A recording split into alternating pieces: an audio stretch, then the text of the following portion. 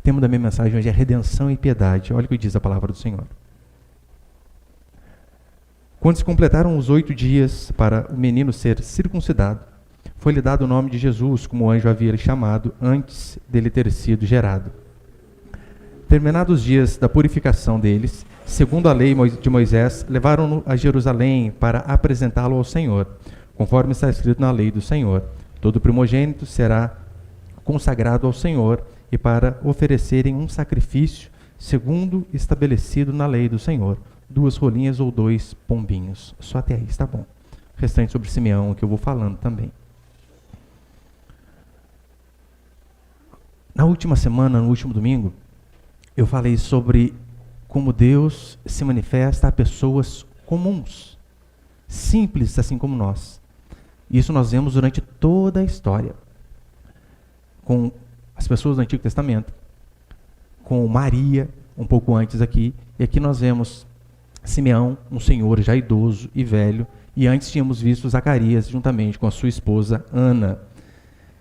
No Antigo Testamento nós vemos o Senhor se manifestando a pessoas não apenas comuns, mas pessoas que até então eram rejeitadas pelas próprias pessoas, como Ruth, que era moabita, que veio de uma nação onde 2 filhas embriagaram o pai, e então tiveram relação com o pai para que a posteridade fosse mantida. Ruth veio desse povo.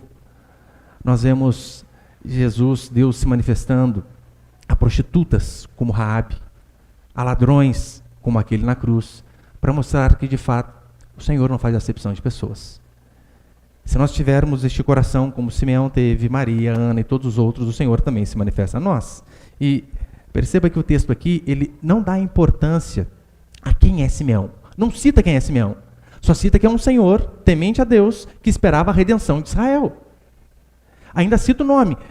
A Bíblia vai falar sobre uma mulher que não é nem citado o nome dela, diz apenas a empregada, e sabia quem era Deus, para mostrar que, independente da sua classe social, da sua conta bancária, de você falar 1, 2 ou 3 idiomas, que quando nós temos o coração para Deus, o Senhor se manifesta.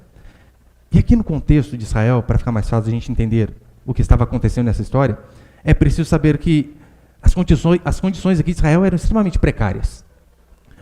Politicamente, eles tinham perdido todo o poder por conta de um império mais poderoso do que eles.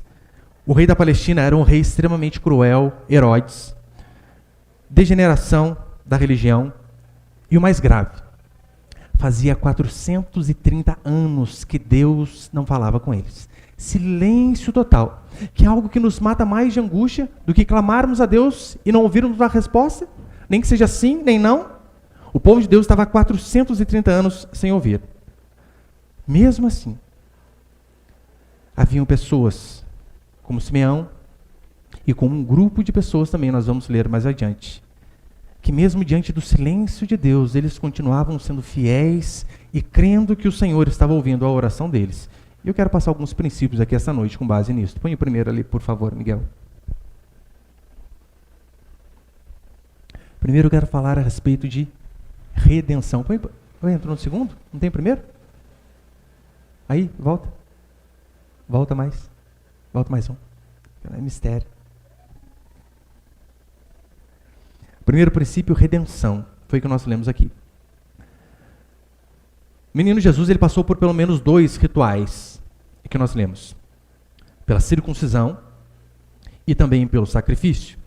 Isso aqui era apenas o símbolo de que a humanidade caída precisava de algo que fizesse com que ela chegasse a Deus novamente. O que era a circuncisão? Era você pegar o prepúcio, aquela pele que cobre a glande do órgão genital masculino, e cortar. Sem anestesia. Não tinha. É o que hoje talvez as pessoas chamam de fimose. Acho não, né? É a fimose de hoje em dia. É claro que tinha a importância de algo natural para não juntar infecção, não inflamar.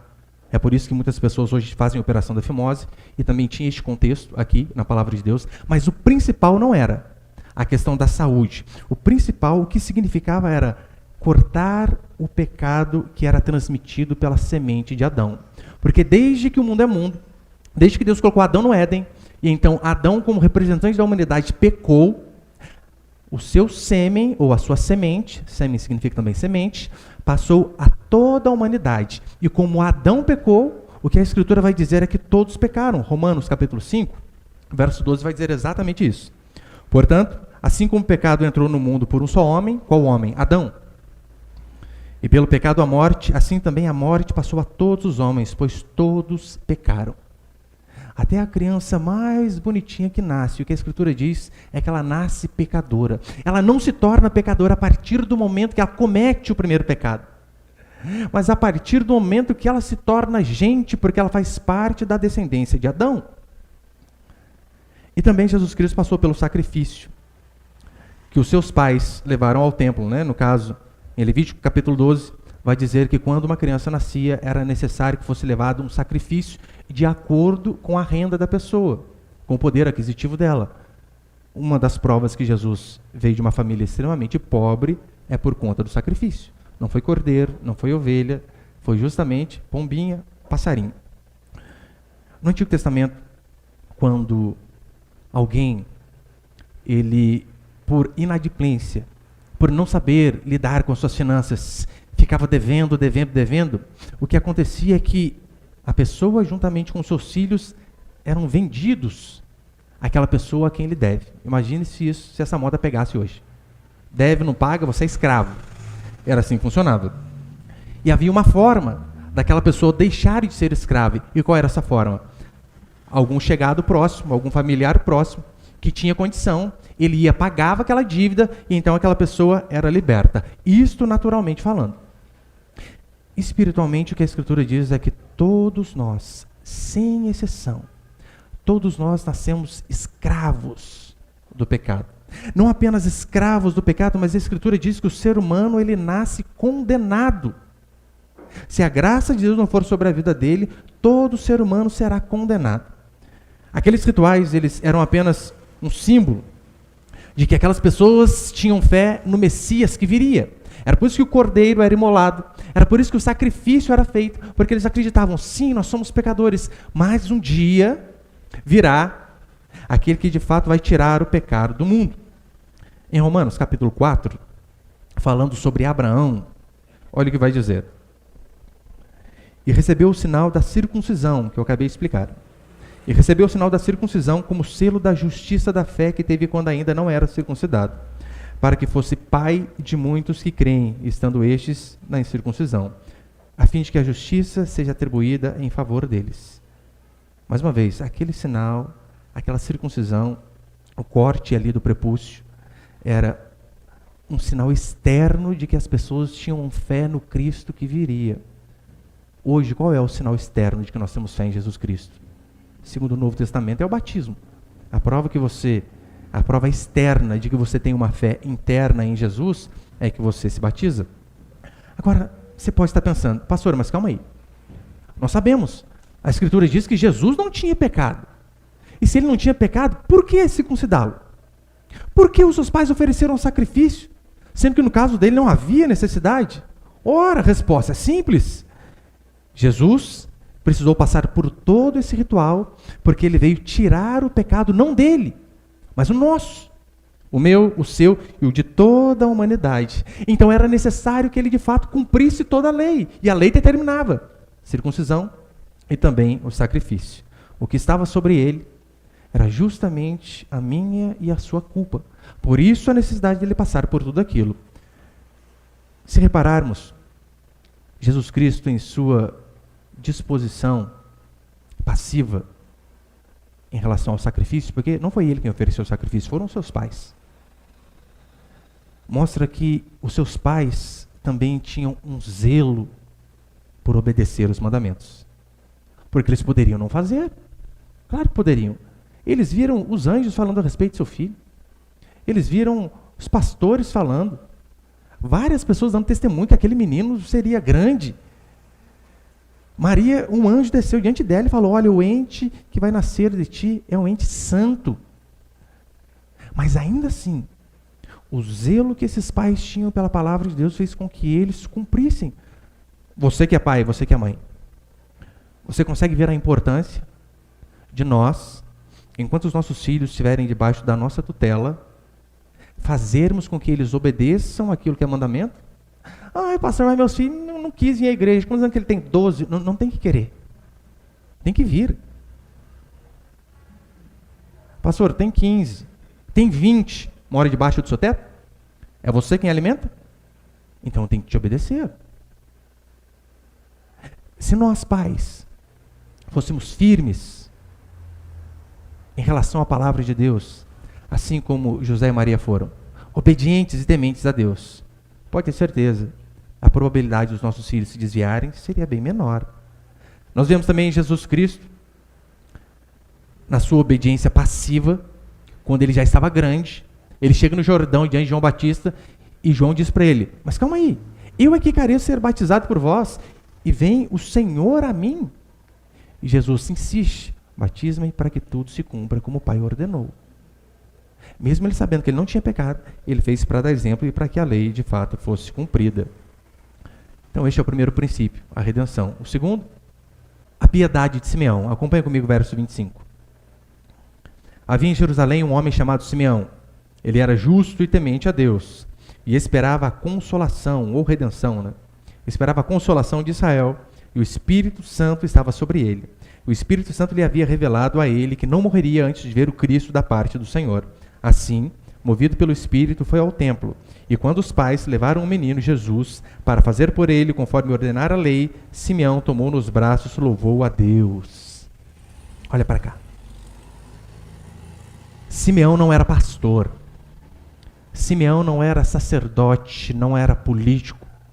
Não era alguém que tinha um papel de importância diante da sociedade. Não. O que a Escritura diz é que este velho era alguém temente a Deus. Alguém que se esforçava para obedecer a Deus em tudo que o Senhor tinha ordenado. A Escritura vai dizer que este homem ele era justo e temente. Justo em relação ao próximo. A justiça fala disso. Como que nós somos em relação ao próximo? Se alguém nos volta o troco errado, voltamos e devolvemos? Se nós vemos que alguém merecia mais do que nós temos o brio de falar, não, ele deve ser alçado àquela posição. O que a Escritura diz é que Simeão era justo, mas não só justo, temente a Deus. Por quê? Mesmo com circunstâncias contrárias, ele era alguém que esperava de fato pelo Messias. 430 anos, meu irmão, sem um pio de Deus. Ele provavelmente nasceu e ouviu de seus pais, de seus avós, que há séculos atrás o Senhor tinha falado com o povo, mas até então não tinha falado mais nada. Ainda assim, ele cria, dizendo, ele é Deus. Vamos continuar clamando. Mesmo com um cenário desfavorável, de desesperança, ele continuou crendo. E o que a Escritura vai dizer é que ele era um homem cheio do Espírito, mesmo sem nunca ter ouvido a voz do Senhor. A nossa fé jamais deve estar baseada ou associada com o ambiente externo. Porque, convenhamos, é fácil crer em Deus quando as coisas estão caminhando de forma correta. Está prosperando o país, o seu trabalho. Às vezes nós até esquecemos um pouco, colocamos Deus um pouco de lado e nos falta fé. E ter fé quando Deus não fala. E ter fé quando as circunstâncias são desfavoráveis. O ambiente não pode nos influenciar mais que a palavra de Deus. A Bíblia diz que Adão caiu no melhor lugar em que o ser humano podia estar, paraíso. E justamente lá, Adão cai. Em contrapartida, nós vemos Daniel, Sadraque, Mesaque e Abdinego, em uma terra distante, longe do seu povo, longe dos seus pais, onde mudaram até a sua identidade, mudando o seu nome. Mesmo assim, eles foram fiéis a Deus, ainda que aquilo lhe custasse a cabeça, serem queimados ou jogados na cova. Permaneceram fiéis. Simeão é alguém em que o Espírito Santo estava sobre ele, como nós lemos aqui no verso 25. E o Espírito Santo havia revelado a ele que, olha, você não vai morrer sem antes ver o Cristo da parte de Deus. Ninguém pode chegar ao conhecimento de Deus se Deus não se revela. Falei na última semana sobre a diferença de teologia e filosofia. Filosofia é o homem pensando por si só, com as suas ideias, tentando descobrir os problemas da humanidade e, consequentemente, as resoluções para aqueles problemas. Teologia é Deus se revelando ao homem. O homem, ele não busca a Deus por si só. Ele não encontra a Deus com suas próprias forças. É necessário que Deus o encontre, por mais sábio que a pessoa seja. Ela não consegue alcançar o conhecimento de Deus se Deus não tiver misericórdia. Pastor, mas a Escritura que vai dizer que o Espírito Santo guiou Simeão ao templo. Como foi isso? A Bíblia não diz exatamente como foi. Se um anjo soprou no ouvido dele, vai agora. Porque, convenhamos, ele chegou justamente a hora que os pais do menino tinham chegado. Exatamente no horário. As coincidências da vida, ou Jesuscidências da vida. Pastor, como? A Bíblia não diz exatamente como o Espírito Santo falou com ele, diz que falou. Assim como a Bíblia não diz exatamente muitas coisas. Muitas vezes nós vamos ver a Escritura, ela nos dá parâmetros de forma genérica, não específicas. Por exemplo, pastor, com quem eu vou casar? Não sei. Não tenho nem ideia. A Escritura diz alguma coisa? O nome da pessoa? Não. Mas ela dá indicações, sinalizações, dizendo, olha, case com um cristão para que você, de fato, não venha passar dificuldades mais tarde. O povo de Deus casa com gente do povo de Deus. Pastor, em relação à profissão, o que a Escritura diz? Não sei. Enquanto a sua? Não sei. Pastor, mas eu venho aqui para ouvir Deus, o senhor só fala que não sabe nada, gente. Essas coisas, a Escritura não é específica, como que eu vou saber? Uma vez uma irmã chegou para mim e disse, pastor, eu vou fazer vestibular e eu estou em dúvida, né? Este ou aquele, qual o senhor acha que eu faço? Você acha que eu vou falar? Jamais, não vou. Irmã, eu vou orar por você. É claro, eu tinha na minha cabeça, né? Falei, puxa vida, a mãe dela faz isso, faz a mesma coisa, gente. Já está meio caminho andado. Eu falei, vamos orar, irmã, e você faz aquilo que você acha que convém.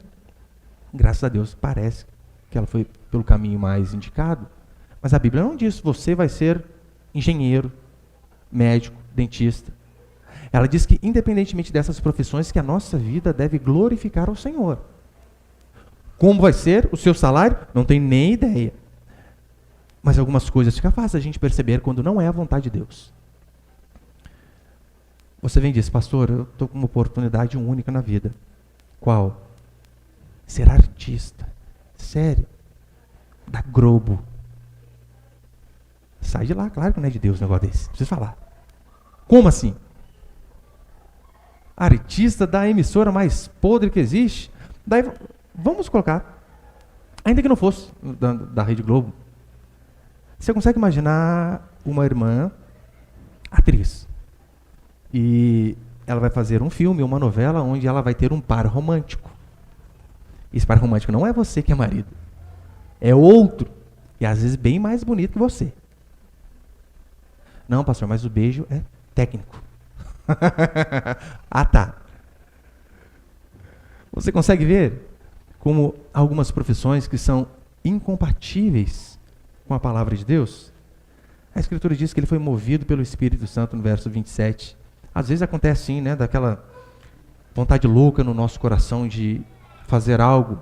E se este algo, de fato, não contradiz a Escritura, pode ser que seja de Deus, sim.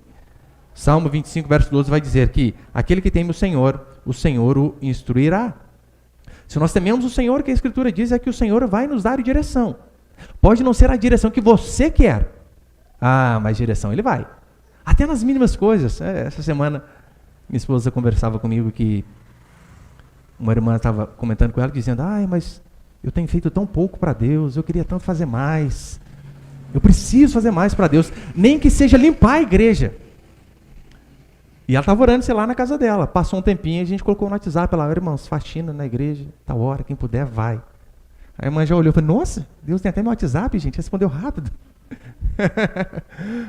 Acontece dessas coisas? Claro que acontece. Mas via de regra, é difícil Deus mandar um WhatsApp para você com o nome, sobrenome, endereço da pessoa que vai ser a sua esposa ou seu marido. Muito difícil. Mas eu sei como o Espírito Santo guia você hoje. Eu sei de uma regra infalível, que se você ouvir o que eu vou dizer, você não vai se arrepender. A forma ordinária, normal, que o Senhor guia a mim e a você, os seus filhos em geral, hoje, é através da palavra. Tome as suas decisões com base naquilo que a Escritura diz. Obedeça. Antes de comprar algo, entrar num relacionamento, uma decisão importante, ore, mas confira na Escritura o que a palavra de Deus diz a respeito disso. Porque o Salmo vai dizer exatamente isso. Olha aqui, lâmpada para os nossos pés é a palavra do Senhor. Mateus, Jesus diz assim, vocês erram. Quando? Vocês erram por não conhecer as Escrituras. Então é de suma importância para que você tome decisões acertadas, que você seja cheio da palavra. As pessoas, hoje em dia, não só pessoalmente, mas também por conta das redes sociais, vira e mexe, pedem alguns conselhos para mim. E o que eu faço? Eu jamais pergunto, olha, eu acho que no seu caso eu faria isso. Não. Eu sempre cito a palavra. Olha, a Bíblia diz, ande aqui, esse caminho aqui. No seu caso, Provérbios diz assim. No seu caso, Salmos diz tal coisa. Paulo explicou a respeito da situação a que você está passando. Por quê? Eu não estou falando da minha vontade, mas é aquilo que é a palavra de Deus. Se alguma coisa der errado lá na frente, a pessoa não vai ficar brava comigo. É isso que acontece com os falsos homens. A pessoa às vezes chega lá com um baita de um problema e ele manda aquela profetada no meio da cabeça da pessoa que entra e a pessoa acredita e faz. E depois dá errado. Igual uma vez. Uma irmã, ela queria muito casar. E então ela disse assim para o pastor dela, pastor, eu estou querendo demais casar, já estou passando da idade. Você sabe, a mulher tem as idades para casar. Dos 15 aos 20, ela escolhe. Dos 20 aos 25, é escolhida. Dos 25 em diante, apareceu, é lucro, não rejeita. Brincadeira, não é por aí não. Mas tem as idades, claro. Se tem filho, fica mais difícil. Sabe, tanto para homem como para mulher. E então ela disse, pastor, estou querendo casar. Nossa, e fulano lá, eu achei que ele estava dando umas olhadinhas para mim, hein? Na hora o pastor disse assim, você quer casar? Ele manifestou interesse? Casa que é de Deus. A moça foi e casou. Depois de 4 anos, ela descobriu que o cara gosta do que ela gosta. Deu para entender, né? E ela ficou brava, sabe com quem? Com o pastor. E consequentemente com Deus. Como assim? Deus me dá um marido que não funciona.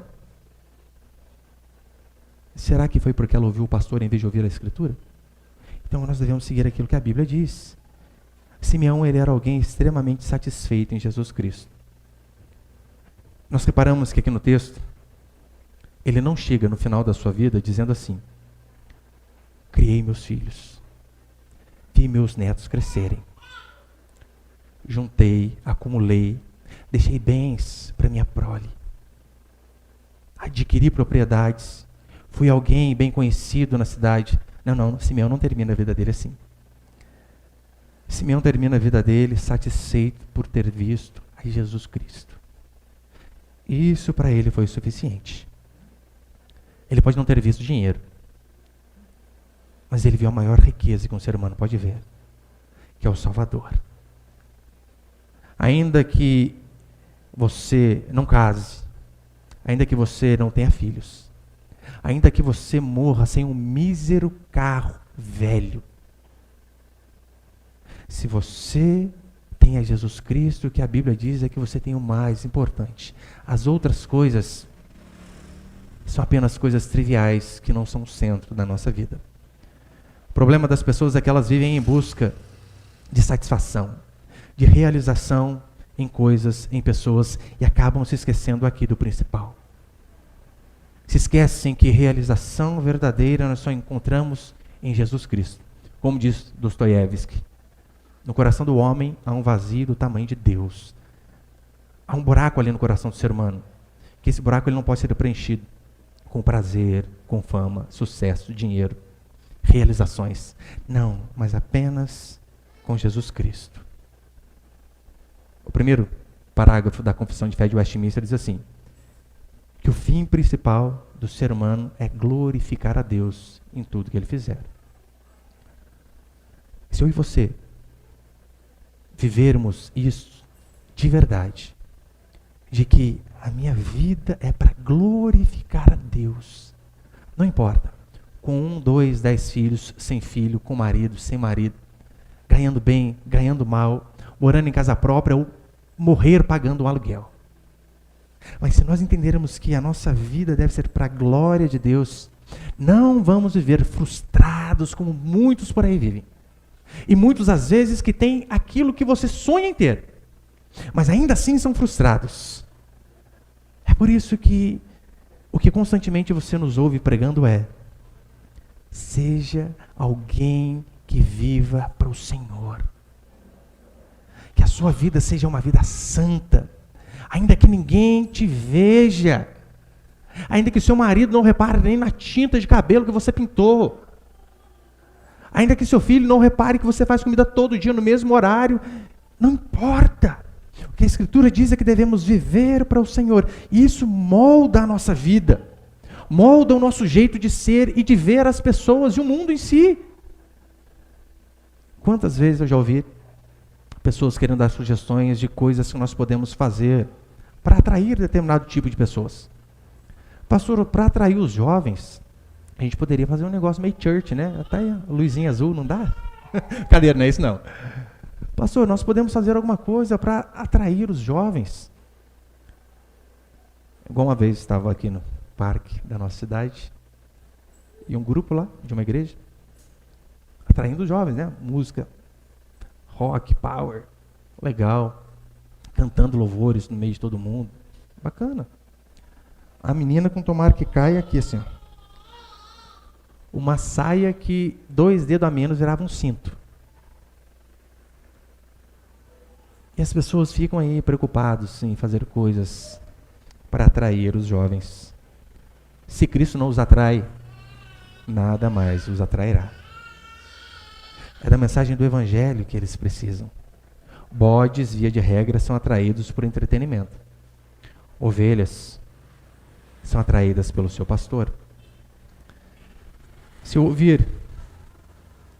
você ouve que o seu Deus, o Rei da Glória, mesmo sendo Deus, não usurpou ser igual a Deus, mas se humilhou, se entregou, vivendo uma vida comum a qual nós vivemos, sendo o tempo todo ultrajado, chamando de endemoniado, morrendo uma morte vicária por conta dos nossos pecados.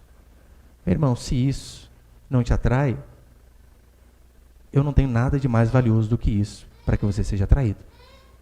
Se o Evangelho, se a mensagem de que você estava perdido indo para o inferno, e você, podre e corrupto, digno da sua condenação, mesmo assim aparece alguém que morre a sua morte, sofre o seu sofrimento, e é condenado no seu lugar.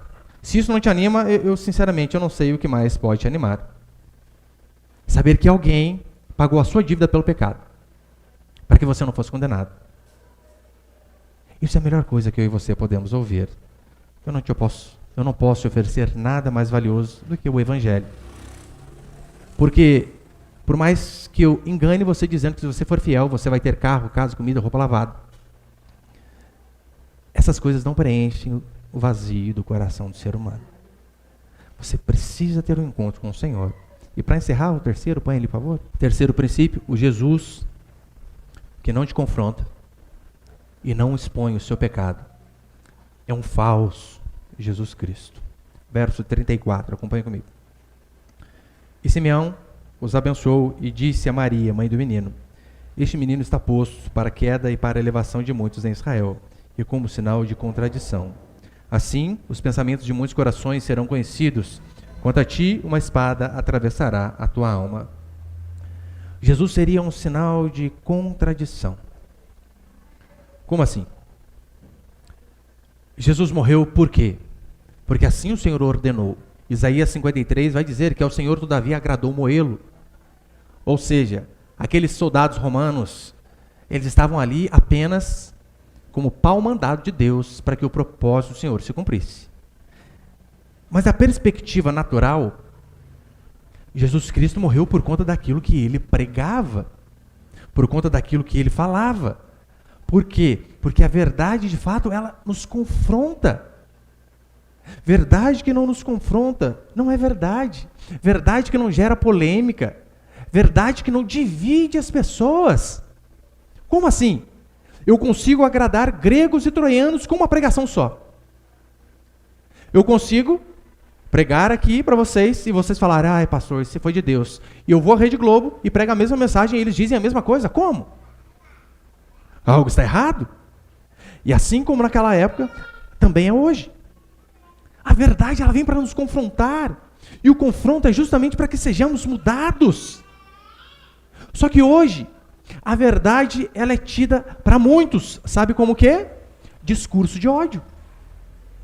Você não pode falar mais a verdade, até mesmo porque a verdade é relativa, por conta de Paulo Freire, lembra? Não há saber mais, nem saber menos, mas sim saberes diferentes. E então, eles relativizam tudo. Mas a verdade, sim, ela é polêmica.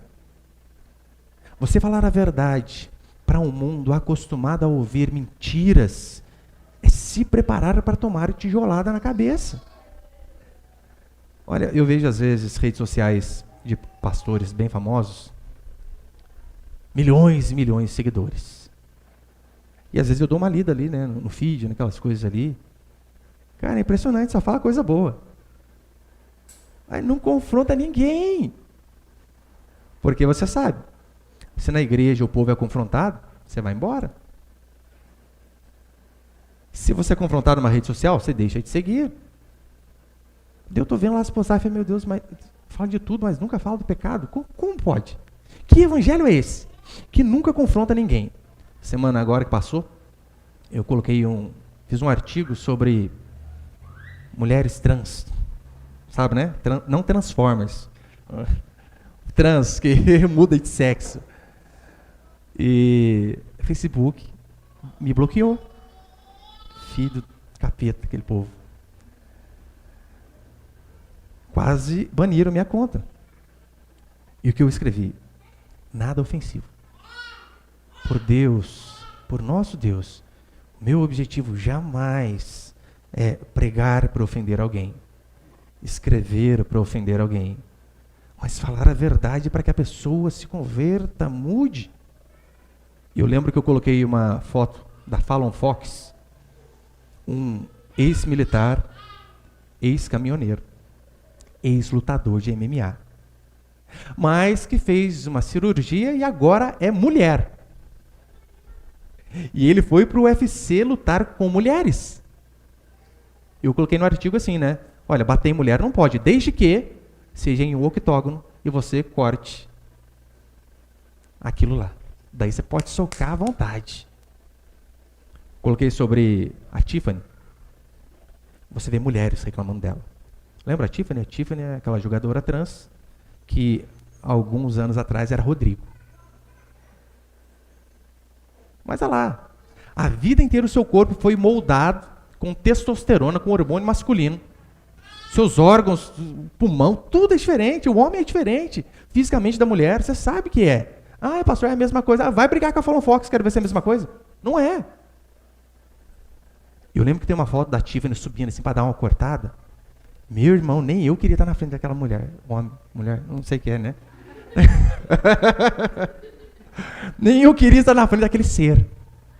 Ser humano, assim fica mais fácil, né? Cara, mas a coxa toda rasgada de músculo, o bíceps maior que o meu. O cara até comentou assim embaixo, né? Foi a mulher que tentou parar essa cortada, ele está cravada na quadra até hoje. E eu coloquei também um ser loiro, desse tamanho assim, largo, jogando handball, trans.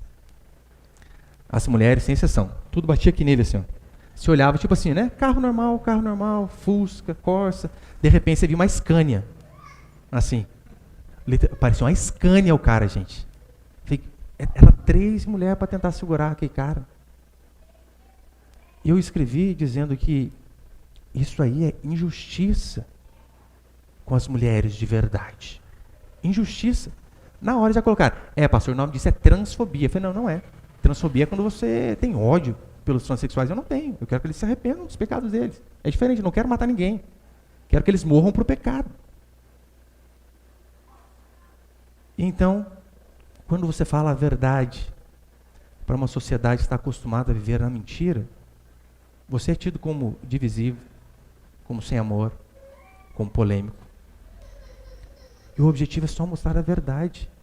Eu falei, isso é fisiologia, gente. É ser natural. Você não precisa ter um QI muito acima da média para você ver.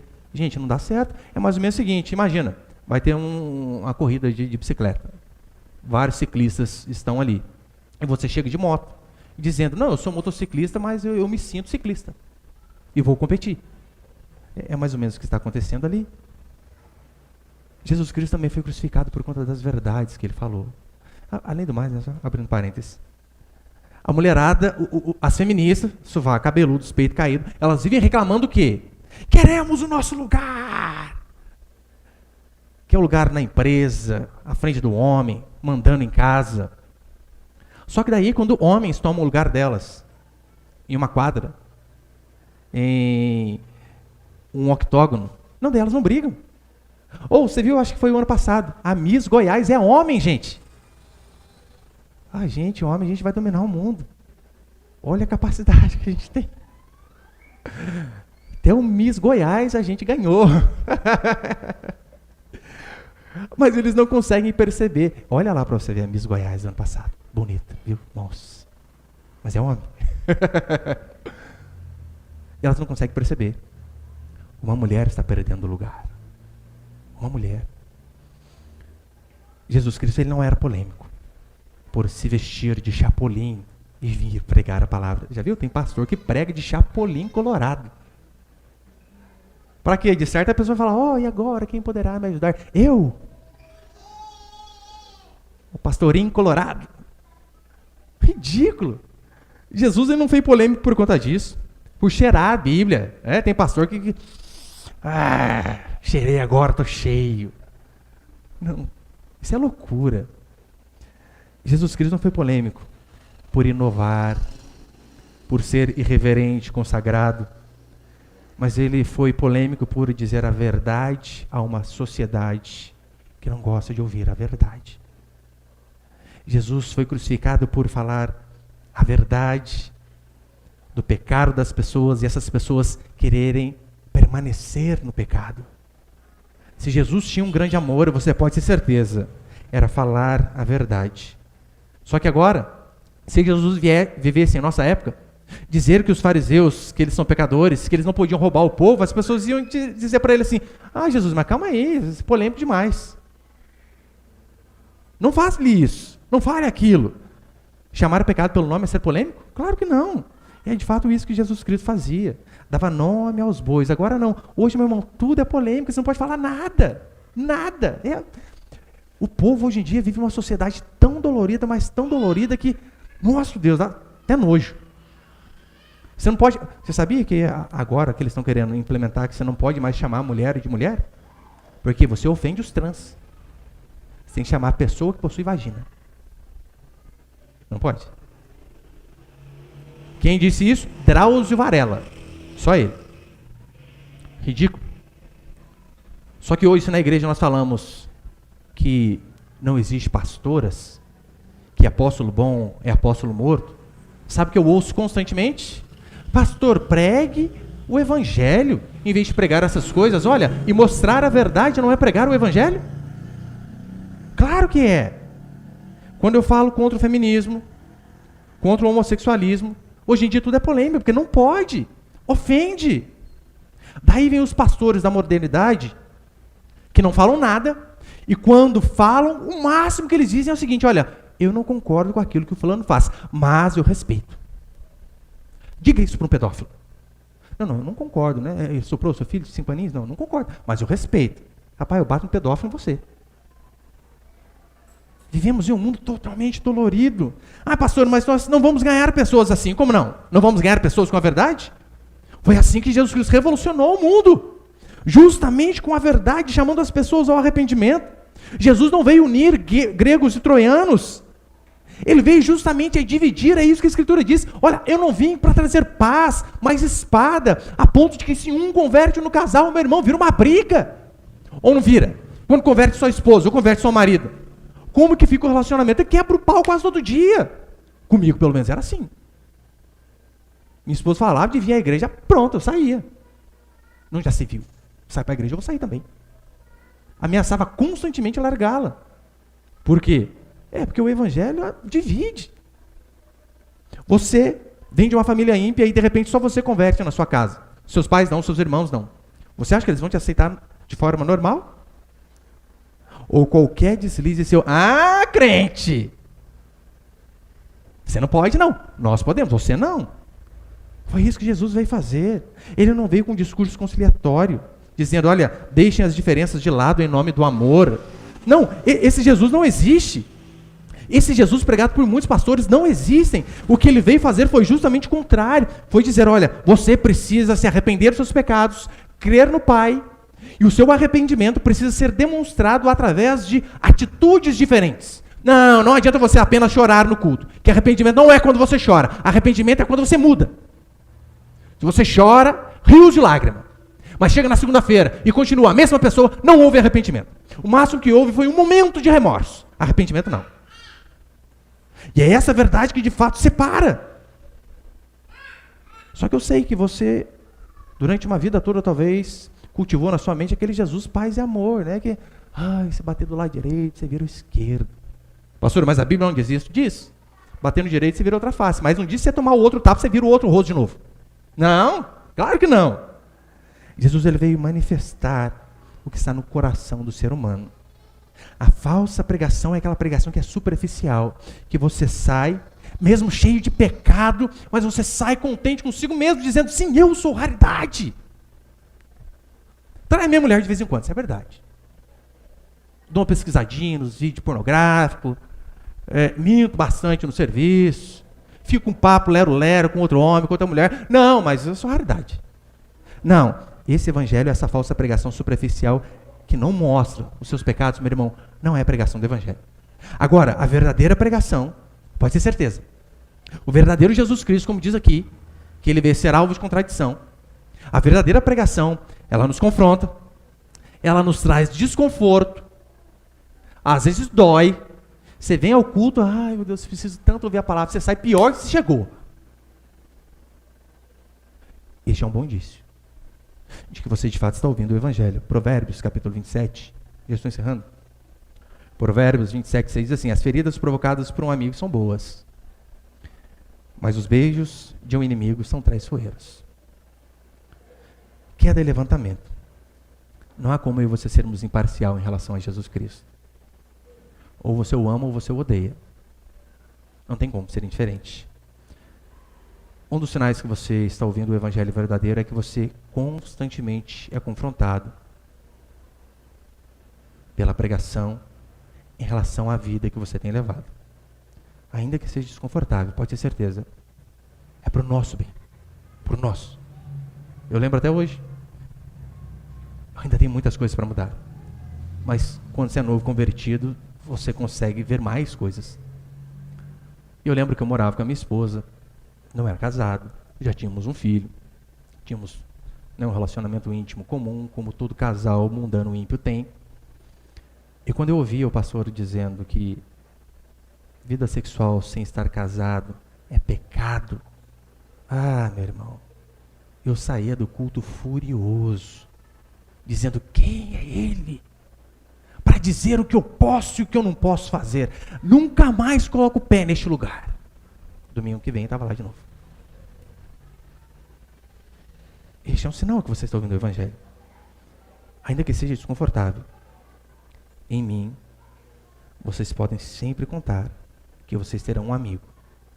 Um amigo como esse de Provérbios aqui, que vai dizer constantemente para você, se você está tendo relacionamento sexual sem estar casado, morando junto sem estar casado, você está em pecado. Você precisa mudar. Pode ter certeza, você sempre vai contar comigo para mostrar para você caminho correto.